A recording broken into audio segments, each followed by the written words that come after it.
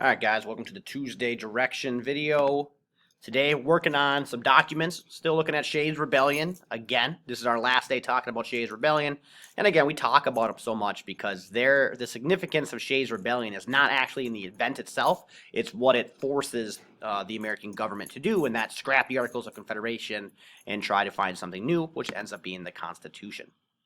So today, documents for you guys that have never done it before. I put the whole lesson plan up here to kind of, if you need to work through it at home, there you go. The central question is, how did Americans react to Shays Rebellion? That's what we're trying to answer today in our documents. So it's pretty simple. You're just going to read through some of the documents right here. Always be looking at the sourcing. Sourcing is important. So this one is a source from a textbook. So you'll be able to read the textbook version. This one, you'll be able to see kind of the thoughts from Thomas Jefferson. When he's in France, he writes a letter to a friend. You'll see what he has to say about the rebellion. And then down here, you're just going to be answering some questions that go with the reading. So you just answer these in a separate Google Doc. There's just 5 questions you're going to have to answer. Answer full sentences and make sure spelling counts. All right, talk to you later. Let me know if you have any questions.